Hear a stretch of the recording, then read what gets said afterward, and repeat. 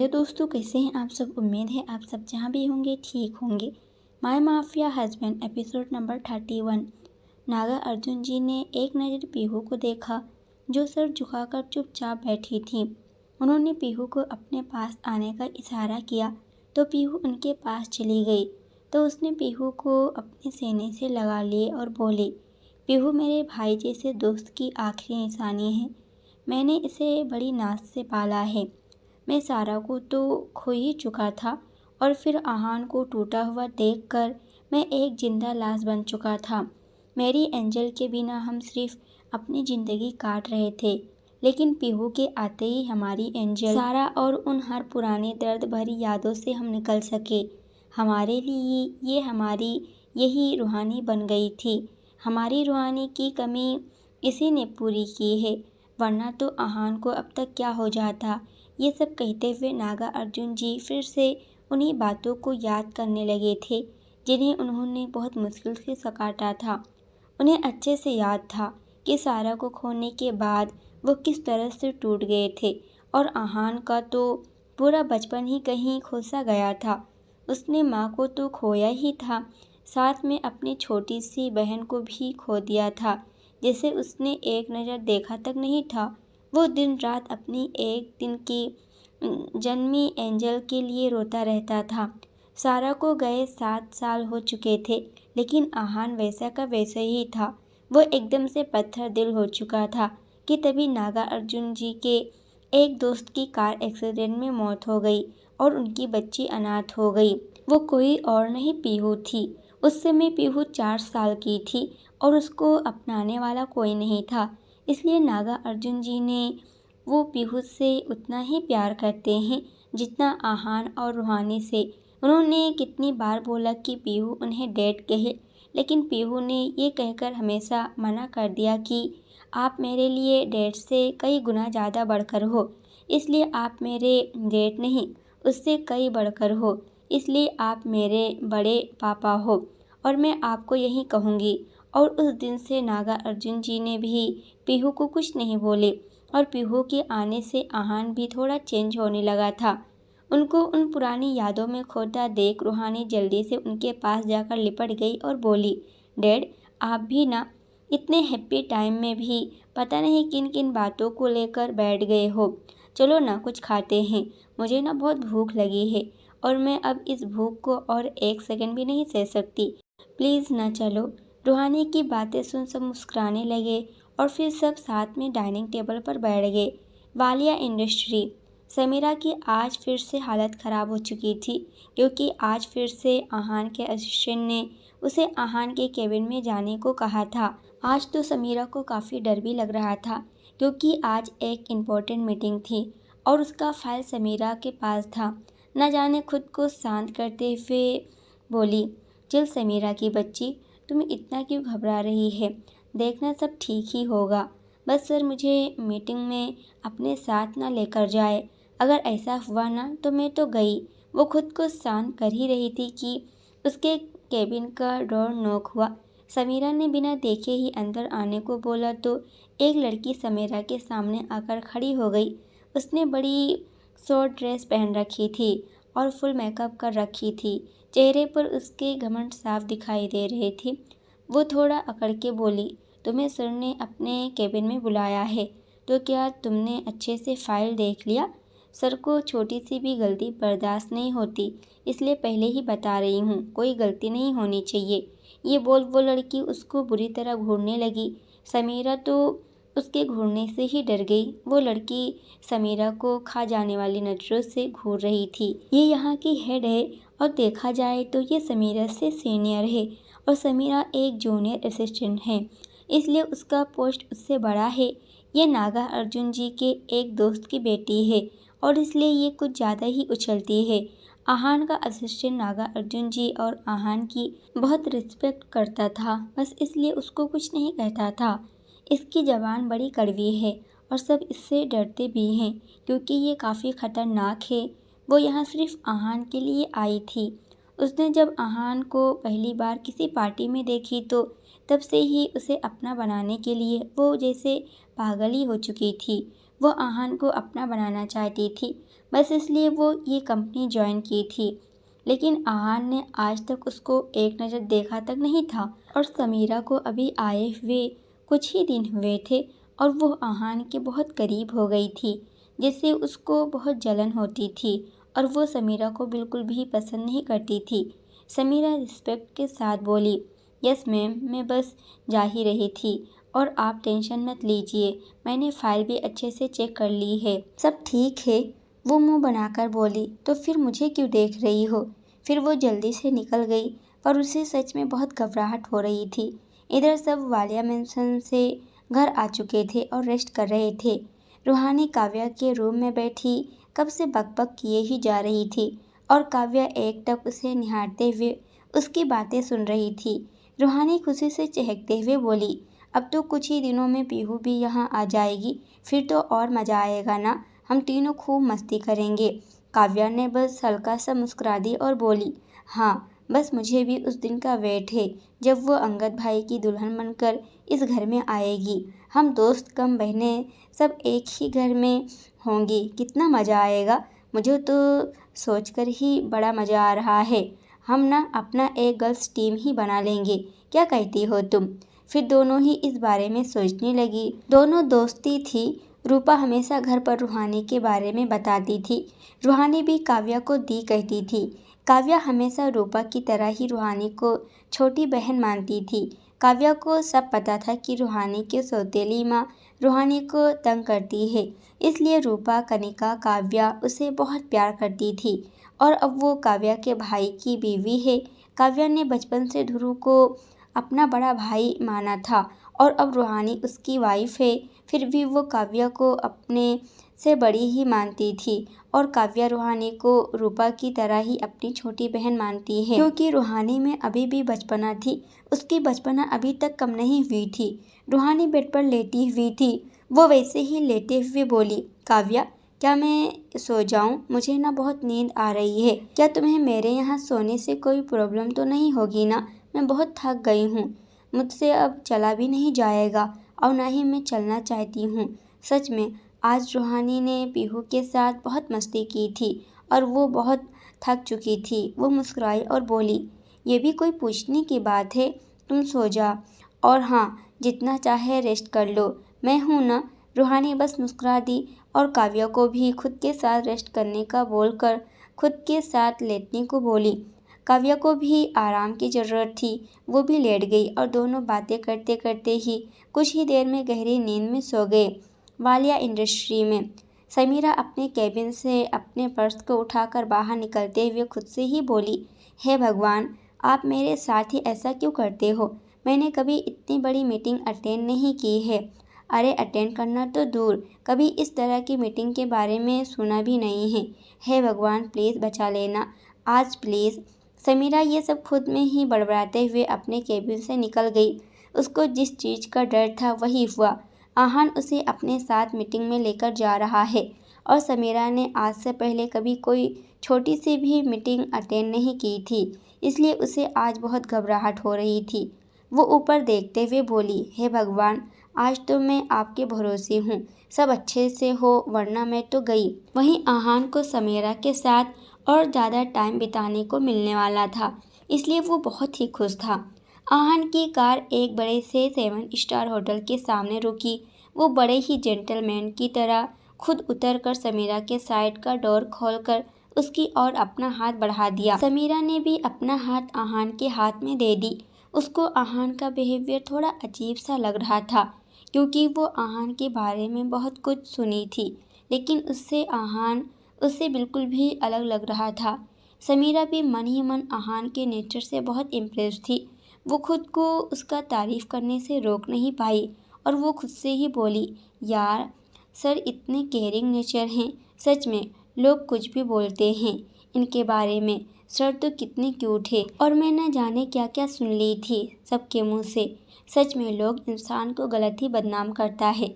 समीरा को खुद में खोया देख आहान उसके कंधे पर हल्का टेप करते हुए बोला, हेलो, कहाँ खोई हो? उसने ना में सिर हिलाया तो आहान उसे अंदर ले जाता है। थोड़ी ही देर में दोनों एक बड़े से कमरे में थे। वहाँ का माहौल काफ़ी गर्म था।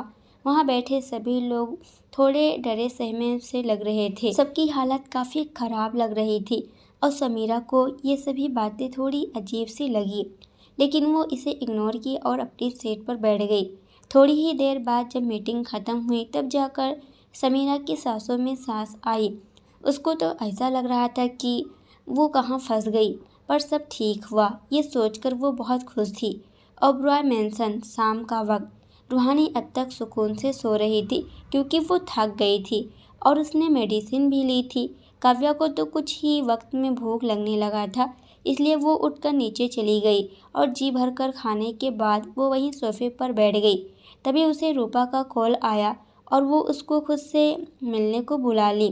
काव्या मना करने लगी, लेकिन रूपा की जिद के आगे किसी की कहाँ चलने वाली रहती है। उसने सब तरफ देखी लेकिन उसे कोई दिखाई नहीं दिया, तो वो किसी को बिना बताए ही जल्दी से निकल गई, रूपा से मिलने चली गई।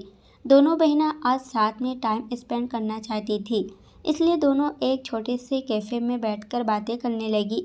रूपा ने तो काव्या को बोली थी कि वो रूहानी को भी लेकर आए, पर रूहानी सो रही थी, इसलिए काव्या अकेले ही चली गई।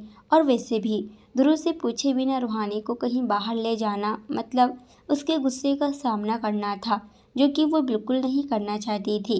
इधर मेंशन में दादी जी और सुरभि जी सोफे पर बैठी बातें कर रही थी कि तभी उनको किसी की जानी पहचानी आवाज़ आई। क्या मैं अंदर आ सकता हूँ? दोनों ने उस आवाज़ की ओर देखा तो वहाँ अभय खड़ा था। दादी जी खुश हो गई और बोली, अरे तुम? वो मुस्कुराते हुए अंदर आकर दादी जी के पास बैठ गया। दादी जी और सुरभि जी ने अभय से काफ़ी देर बात की। सुरभि जी ने अभय के लिए कॉफ़ी और स्नैक्स कॉफ़ी टेबल पर रखा दी, लेकिन बेचारा अभय का तो ध्यान ही कहीं और था। उसका किसी भी बातों पर मन ही नहीं था। उसकी नज़रें तो किसी को खोज रही थी। उसको खोया हुआ देख सुरभि जी बोली, बेटा क्या हुआ? कब से देख रही हूँ तुम कहीं खोए खोए से लग रहे हो, कोई बात है क्या?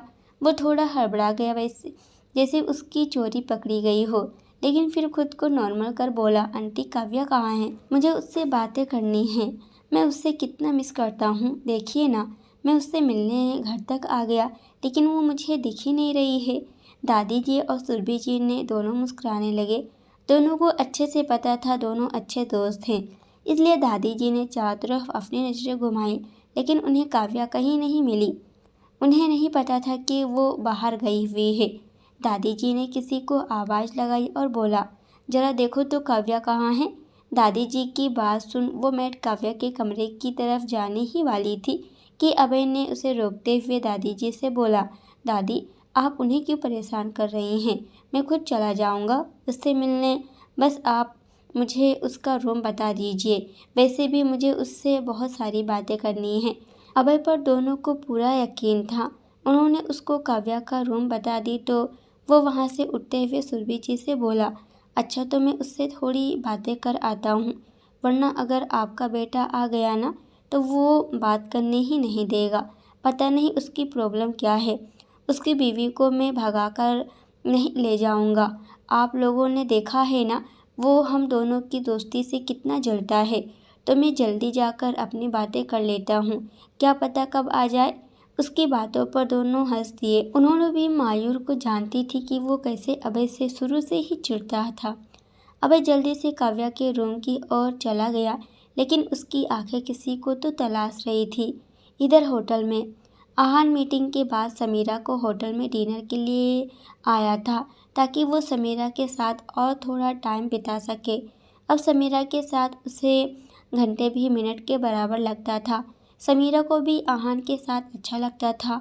दोनों ने खूब सारी बातें की। आज उसके मन का डर थोड़ा कम हुआ था। वो खुलकर बातें कर रही थी। दोनों काफ़ी खुश थे। आहान तो उसकी मासूमियत में कहीं खो सा गया था और समीरा इतनी प्यारी बातें कर रही थी कि आहान भी खुद को मुस्कुराने से रोक नहीं पा रहा था। आहान ने उसको देखते हुए एक बड़ी सी स्माइल करते हुए बोला, वैसे तुम्हारी फैमिली में तुम ही इतने स्वीट हो या तुम्हारी पूरी फैमिली ही तुम्हारी तरह है? उसकी बात सुनकर समीरा के चेहरे पर की मुस्कान गायब ही हो गई। आहान को कुछ समझ नहीं आया। समीरा की आंखें थोड़ी नम हो गई। वो आंखों में नमी लेकर बोली, मैं एक अनाथ हूँ। मेरी लाइफ में मानवी के अलावा इस दुनिया में कोई नहीं है। वही मेरी जान है। फिर थोड़ा रुककर अपनी आंखों से एक बूंद आंसू जो उसके गालों पर आ गई थी उसे साफ करते हुए बोली, मैं अनाथ हूँ। मैंने कभी अपने मम्मी पापा को नहीं देखा। मैं अनाथ आश्रम में पली बड़ी हूँ। कॉलेज में मेरी दोस्ती मानवी से हुई और तब से हम दोनों एक दूसरे की जान हैं। वही मेरे लिए सब कुछ है। उसके अलावा मेरा और कोई नहीं। समीरा का गला रुन गया था पर वो रोना नहीं चाहती थी। आहान ने उसकी नम आंखों में दर्द देख लिया था। उसे खुद पर ही गुस्सा आ रहा था कि उसने ये पूछा ही क्यों।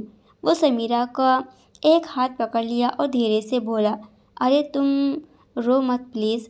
मुझे पता नहीं था, वरना मैं तुमसे इस बारे में कभी बात नहीं करता। वो फीकी सी स्माइल के साथ बोली, अरे इसमें आपकी कोई गलती नहीं है और वैसे भी ये सच्चाई है। इसे मैं नकार नहीं सकती, पर मैं अपनी लाइफ में बहुत खुश हूँ। एक ही तो लाइफ है और मैं इसे रो धोकर बेकार नहीं करना चाहती। Love yourself, love your life, यही मेरा रोल है। उसके फेस बड़ी सी स्माइल थी। उसको देख आहान भी हल्का सा मुस्कुराकर बोला, यू आर राइट। लाइफ में हमेशा हैप्पी ही रहना चाहिए। लाइफ इससे इजी हो जाता है। और फिर एक स्माइल के साथ खाने की एक बाइट लेते हुए बोली, ये कितना टेस्टी है। आप खा क्यों नहीं रहे? खाइए ना, बहुत टेस्टी है। आहान भी उसकी स्माइल देख स्माइल के साथ खाने लगा। ओबराय मेंशन अभय अपनी नजरें इधर उधर घुमाकर रूहानी को खोजने की कोशिश कर रहा था, पर जब उसे रूहानी कहीं नहीं दिखी तो वो काव्या से मिलने उसके कमरे में चला गया, क्योंकि अंदर रूहानी थी और वो सो रही थी। डोर लॉक नहीं था और अभय जैसे ही अंदर आया उसकी नज़रें सबसे पहले बेड पर आराम से सोई रूहानी पर ही अटक सी गई। रूहानी सबसे बेखबर होकर सो रही थी, वहीं अब उसकी आंखें चमक उठी। उसके कदम खुद ब खुद बेड तक आ गए। वो रूहानी को ऐसे घूर रहा था जैसे उसे खा ही जाएगा। रूहानी सही से नहीं सोई थी, जिससे उसके कपड़े ठीक नहीं थे और उसकी नज़रें उसके फूले मुलायम गाल, उसके गुलाबी ओठ, खुली गर्दन और उसके मासूम से चेहरे पर अटक सी गई थी। कपड़े के अस्त व्यस्त होने से उसकी क्लीवेज भी साफ दिखाई दे रही थी, जिसे देख अभय का गला सूखने लगा था। उसको रूहानी की हर एक चीज़ अपनी तरफ खींच रही थी। रूहानी की खूबसूरती उसे पागल बना रही थी। उसके मुंह से अपने आप ही निकल गया, कमाल की लड़की है ये तो। मैंने कितनी ही खूबसूरत लड़कियां देखी है, लेकिन ये तो दिल में ही उतर गई है। मैं इसकी खूबसूरती में कहीं खो सा गया हूँ। पहली ही नज़र में इसने मुझे जैसे पागल सा ही कर दिया। जब तक इसे पा ना लूँ दिल में सुकून नहीं मिलने वाला। ये बोलकर अभय बेड पर बैठकर एकटक रूहानी को निहारने लगा। उसके हाथ रूहानी के गालों पर चलने लगी, जिससे रूहानी नींद में ही थोड़ा कसमसाने लगी और उसके चेहरे पर क्यूटनेस आ गई, जिसे देख अभय और भी पागल हो गया।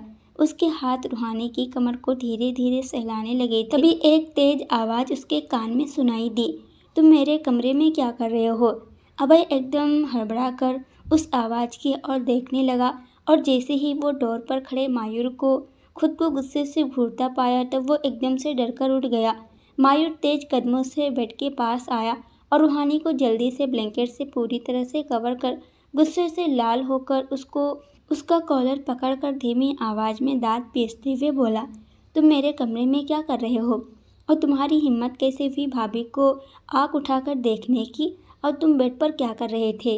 मायूर ये सब बहुत गुस्से में बोल रहा था। अभय को कुछ समझ नहीं आ रहा था कि क्या जवाब दूं। तभी सुरभि जी ने उन्हें इस तरह देखी और अंदर आते हुए परेशानी से बोली, मायूर ये क्या कर रहा है? छोड़ अभय को। सुरभि जी को समझ में नहीं आ रहा था कि अचानक मायूर को क्या हुआ, वो इस तरह से अभय पर क्यों चिल्ला रहा है। तभी उसकी नज़र बेड पर सो रही रूहानी पर गई। उन्हें लगा कि मायूर तो अभय से पहले से ही अच्छे से बात नहीं करता और रूहानी के लिए तो वो एक बड़ा भाई वैसा बिहेव करता है। उन्हें बिल्कुल भी अंदाज़ा नहीं था कि अभय के दिमाग में क्या चल रहा है। मायूर गुस्से से लाल होकर अभय को बुरी तरह घूरते हुए बोला, माँ आप इसे नहीं जानती, ये एक नंबर का गिरा हुआ इंसान है। इसकी हिम्मत भी कैसे हुई मेरे कमरे में आने की और भाभी को अपनी गंदी नज़रों से देखने की। इसको तो मैं छोड़ूंगा नहीं। सुरभि जी हैरानी से मायूर को देखने लगी। अभय ने सुरभि जी से रिक्वेस्ट की तो सुरभि जी मायूर से अभय को छुड़ाकर उसे शांत कर बोली, इसे हमने ही तुम्हारे कमरे में भेजा था बेटा। इसे काव्या से बातें करनी थी। तुम ना कुछ ज़्यादा ही सोचने लगे हो। अब छोड़ो अभय को।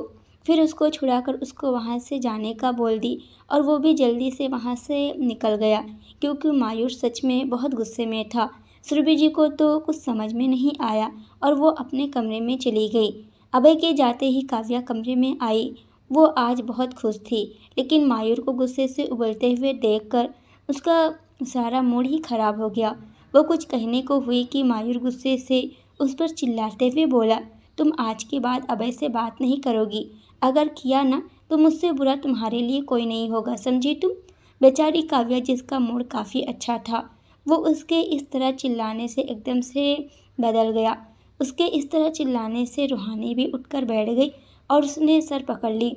जब दोनों ने रूहानी को इस तरह से देखे तो घबरा गए। रूहानी जल्दी से बेड पर से उठते हुए कमरे से बाहर जाने लगी। उसको सर पकड़कर जाता देख मायूर उसे आराम से बेड पर बैठाकर बोला, भाभी आप कहाँ जा रही हैं? आप बैठिए, मैं आपके लिए कॉफ़ी मंगवाता हूँ, इससे आपको अच्छा लगेगा। ये बोलकर उसने काव्या को घूर कर देखा तो काव्या जल्दी से कॉफ़ी लेकर आई। फिर तीनों ने साथ में खूब सारी बातें की और फिर इसी तरह उन्हें पता भी नहीं चला और डिनर का टाइम भी हो गया।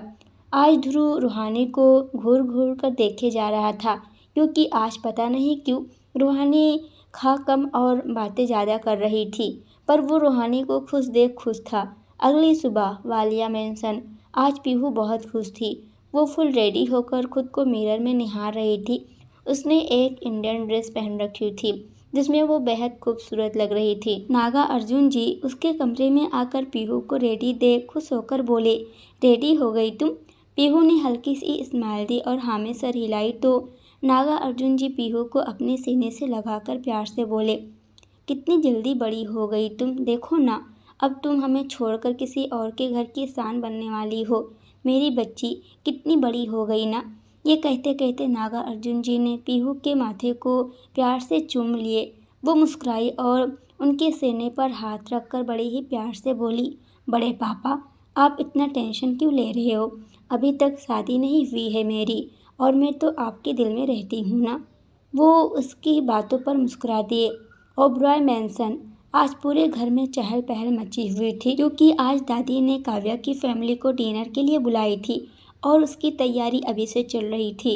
और उसका एक ये भी रीज़न था कि आज आहान और नागा अर्जुन को भी बुलाया गया था अंगद और पीहू के सगाई की बात करने के लिए। आज पीहू और अंगद की सगाई की डेट फिक्स होने वाली थी, क्योंकि सबको उनकी शादी देखने की जल्दी थी। और सबसे बड़ी और खुशी की बात कि काव्या प्रेग्नेंट थी और सब काव्या को खुश रखना चाहते थे। और रूपा तो अभी से ओबरॉय मेंशन में आ धमकी थी, क्योंकि वो मेहमान कहाँ थी, वो तो इस घर की बेटी थी। रूपा आते ही काव्या से लिपट कर बोली, दी मैं बहुत खुश हूँ, आपको पता है ना, अभी से अपने प्रिंसेस या प्रिंस के बारे में सोचकर खुशी से पागल हुए जा रही हूँ। मुझे जल्दी ही उन्हें अपनी गोद में लेना है। रूपा की बात सुन सब मुस्कुराने लगे।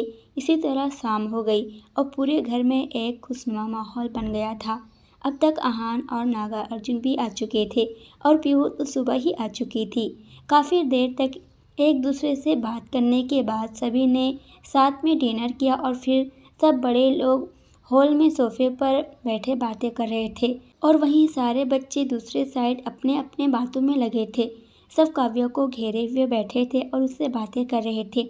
मायूर ने काव्या का हाथ अपने हाथों में भर रखा था और रूपा ने काव्या को टाइटली हग की और चहकते हुए बोली, मुझसे तो अभी से ही वेट नहीं हो रहा है, पता नहीं कब बेबी आएगा, यार कितना मज़ा आएगा ना। उसकी बात पर सब हंसने लगे। मायूर भी मुस्कुराते हुए काव्या को एक नज़र देखा, उससे बोला, अरे साली साहिबा, अभी तो ठीक से 3 महीने भी नहीं हुए, जरा तो सब्र करो, बेबी ही कोई शौक का खिलौना नहीं। वेट साली साहिबा वेट। मायूर काव्या को प्यार से निहार रहा था। रूपा खुशी से चहकते हुए फिर से बोली, जीजू ये वेट ही तो नहीं हो रहा। रूपा के चेहरे पर उसकी खुशी साफ झलक रही थी। फिर वो विक्रम को देखते हुए बोली, क्यों सही कहा ना भाई, क्या आपको नहीं लगता? अब विक्रम भी उछलकर उसके पास आया और बोला, हाँ भाभी, सच में मेरे चैम के आने का मुझे वेट नहीं हो रहा। अब मायूर ने विक्रम को घूर कर देखा तो विक्रम बेचारा सा मुंह बनाकर बोला, भाई ऐसे क्यों घूर रहे हो? मायूर काव्या के माथे को चूमते हुए प्यार से बोला, क्योंकि मुझे तो प्रिंसेस चाहिए, बिल्कुल मेरी जान की तरह, समझा? अंगद भी खुश हो गया और बोला, हाँ मुझे भी छोटी काव्या चाहिए, उसे तो मैं पलकों पर बैठा कर रखूंगा। पीहू उसके हाथों को अपने हाथों से झटकते हुए बोली, तुम चुप रहो, काव्या तो हमें एक लिटिल चैम्प देगी जिसे मैं पलकों पर बैठा कर रखूंगी। पीहू अंगद को ये सब आंखें दिखाकर कह रही थी। अब सब शुरू हो गए, किसी को चैम्प चाहिए तो किसी को प्रिंसेस चाहिए। काव्या तो मुंह खोले बस देखती रह गई। सबको अपने बेबी के लिए किसी बच्चे की तरह झगड़ता देख काव्या खुद को कंट्रोल नहीं कर पाई और जोर जोर से हंसने लगी। काव्या हंसते हुए ही सबको चुप कराते हुए बोली, बस बस, क्या अब लड़ने का इरादा है? जब बेबी आएगा तो देख लेंगे चैम्प है या प्रिंसेस, अब इस बारे में कोई बहस नहीं, ओके? विक्रम भी हाँ में हाँ मिलाते हुए बोला, हाँ भाभी, चाहे जो भी हो, मैं तो उसे एक पल के लिए नहीं छोड़ने वाला। उसे सबसे ज़्यादा प्यार तो उसके छोटे चाचू से ही मिलने वाला है। रूहानी चुपचाप सोफे पर बैठी सबकी बातें सुन रही थी। उसे बहुत खुशी हो रही थी कि इस घर में एक बेबी आने वाला है, लेकिन उसके दिल में कुछ बातें दर्द भर रही थी और वो उस दर्द को अच्छे से महसूस कर सकती थी। रूहानी उस बारे में सोचना नहीं चाहती थी, लेकिन उसका दिल उसे मजबूर कर रहा था। वो इसी सोच में खोई थी कि तभी उसने काव्या को देखी, जो खिलखिलाकर सबकी फनी बातें सुनकर हंस रही थी। मायूर ने उसके दोनों हाथ थाम रखे थे।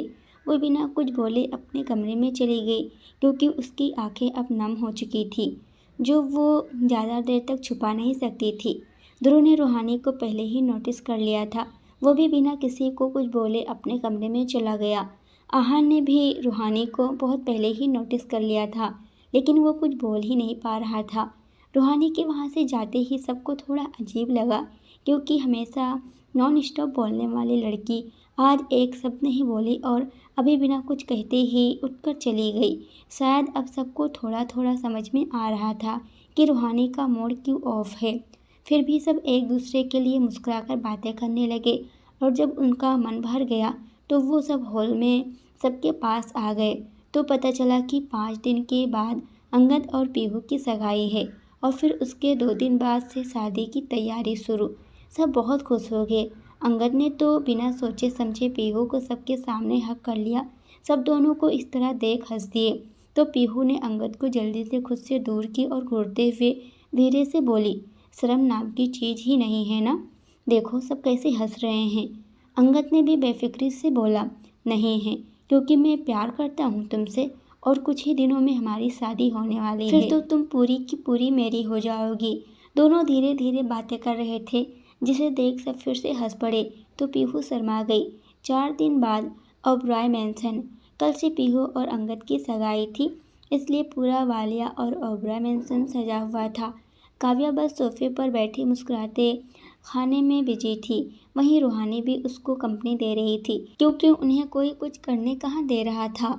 सब नीचे बैठे बातें करने लगे। वो सब बातें करने में इस कदर खो गए कि उन्हें ब्रेकफास्ट का टाइम भी नहीं पता चला। सबने फिर साथ में ब्रेकफास्ट किया। सुरभि जी सबको ऑफिस के लिए निकलते देख बोली, तुम सबसे मैं पहले ही कह रही हूँ, आज तुम सभी जल्दी घर आ जाना। काम काम, कभी तो फैमिली पर भी ध्यान दिया करो। सबने हाँ में सिर हिलाया तो दादी जी आंखें छोटी कर ध्रुव को घूरते हुए बोली, तुम्हें भी कहा है तो याद रखना, तुम भी मुझे दोपहर के बाद घर के अंदर देखना। ध्रुव ने बस हाँ कहा। फिर सब ऑफिस चले गए। आज ऑफिस में ज़्यादा वर्क था, क्योंकि कल अंगद की सगाई थी, इसलिए सब काम में भिड़ गए थे।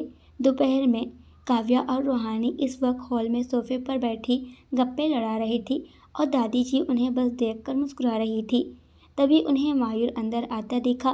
काव्या मायूर को अंदर आते हुए देख खुश हो गई, लेकिन फिर उसके खाली हाथ को देखकर मुंह बनाकर बोली, तुम फिर भूल गए, मैंने कल भी कहा था कि मुझे बाहर लेकर चलो, लेकिन तुम मुझे बाहर भी लेकर नहीं गए और अब मेरी चॉकलेट और कुछ भी लेकर नहीं आए। तुम्हें तो मेरी परवाह ही नहीं है। काव्या का फूला हुआ मुंह देखकर सबको हंसी आ गई। वहीं मायूर जो कामों में इतना उलझ गया था कि उसकी सारी फरमाइशें ही भूल गया था, वो सोफे पर बैठकर धीरे से उसके हाथों को थामने लगा तो काव्या ने उसका हाथ झटक दी और उससे दूर खिसक कर बैठ गई और उंगली दिखाते हुए बोली, बात मत करो मुझसे, समझे? अरे भाभी, आप भी ना। आपको भाई से कोई उम्मीद करनी ही नहीं चाहिए थी, पर आप भूल गई आपका एक प्यारा सा देवर भी है जो आपसे और अपने आने वाले बेबी से बहुत प्यार करता है। ये कहते हुए विक्रम काव्या के पास आकर बैठ गया। उसके हाथों में 2 बैग थे जिसे वो काव्या को देते हुए बोला, ये देखिए, मैं आपके और बेबी के लिए क्या लेकर आया हूँ। काव्या उन बैगों को देखकर खुश हो गई और जल्दी से खोलने लगी। मायूर उसके चेहरे पर मुस्कान देखकर खुश था। उसकी आंखें बस उस पर टिकी थी।